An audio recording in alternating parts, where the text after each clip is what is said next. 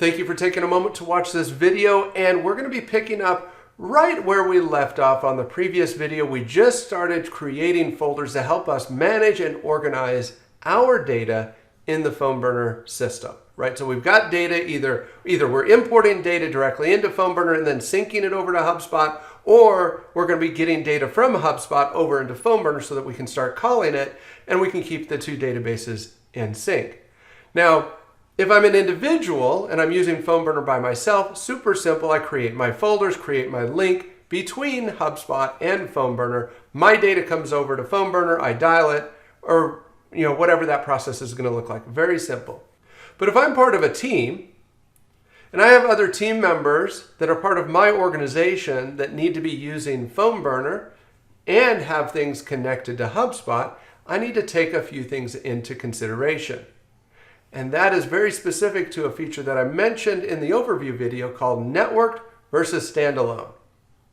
You see, with PhoneBurner, by default, every account is set up as what we call a standalone configuration. So as you see here, if I'm logged in as Jeff Osnes, the admin, and I go to the Contacts tab, I see my folders. And if I go into these folders, right now I just have data in two folders. The sample contacts has the 5 sample contacts. And my contacts folder has 86 records in it that have synced over from HubSpot. Hopefully you've watched the other videos and you're up to speed on that. But let's take these sample contacts and let's move these into, let's say, not interested. So now my sample contacts folder is empty. My not interested folder has 5 sample contacts in it. Now when Mary logs into her account, you'll notice something very different here. She doesn't have all of those other folders that I have. If I go to the sample contacts folder, wait a second, I see sample contacts. If I go to the contacts folder, I don't see any contacts when I did see contacts in the admin account. And I have this bad number folder. What's going on here, right? This account is set up by default in a standalone method. So what this means is each of my team members has their own database to manage their contacts. They will never call somebody else's contacts because when they log in, they only see the contacts that are owned by them, that are in their account, that are in their database.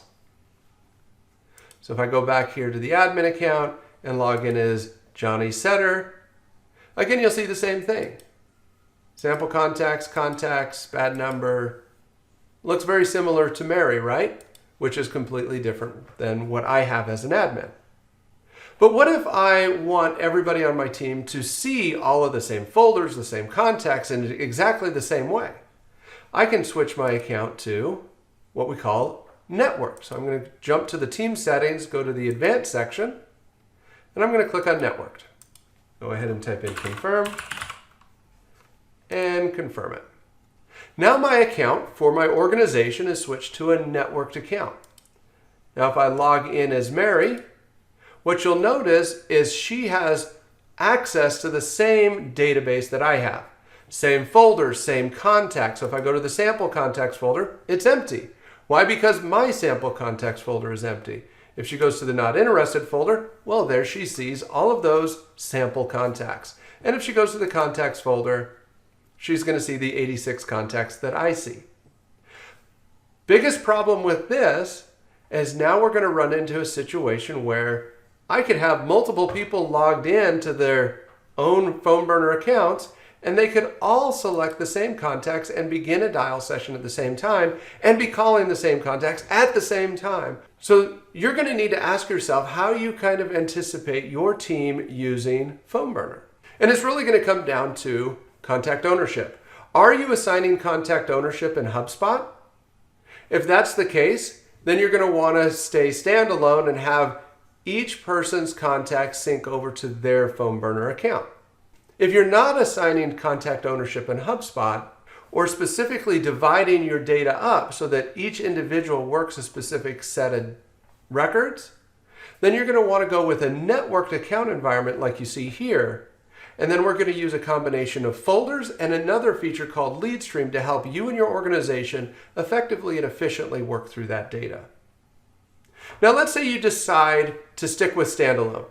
All of the data needs to be separated. Each person's going to have data assigned to them in HubSpot, and that data is going to sync over to their phone burner account, which is a really common method, right? Let's go back to the admin account. Let's jump back to the team settings, go to advanced, and I'm going to switch back to standalone. Now remember when I created those folders, all of those folders were just showing up in my admin account. And when I logged into my sub accounts, they were seeing like the bad number folder, but they really weren't seeing anything else. Let's jump over to the contact settings and let's go to our folders. And you'll see an option when you're set up in standalone where you can share specific folders. So you'll see this little share button here, right? So if I share the interested folder and I share my, let's say, D&C, and I share the not interested, and I share the follow-up folder. If I share all of these folders, now when I log in as Mary, Mary's going to have a copy of those folders. Now keep in mind, this is a copy of the folder. She's not going to have access to all of the contacts which are in the folders in my account. Remember, I had my sample contacts in my not interested folder, but her not interested folder is empty and she has sample contacts in her sample contacts folder. So everybody has their own database, but they have a shared set of folders. And each person can reorder their folders to better fit how they want to use the system. So maybe they want the contacts folder up here and interested here and follow up there, and maybe bad number under not interested and D&C over here. So each person can kind of organize the folders in a way that they want. So now if I'm Mary and I go to contacts, I see the folders laid out the way that I just organized them. And if I log in as Johnny Tester, I see the folders unorganized because I haven't done any organization with those yet. Okay, so that is a quick little overview of the network versus standalone. Quick little recap. Networked is for teams that want to work together. They're not really assigning ownership of leads to any individual. And standalone is for teams that are going to be working in more of an assigned lead type of a concept, where each individual team member owns their leads, they work their leads, they chase their leads, they identify the opportunities in their batch of leads.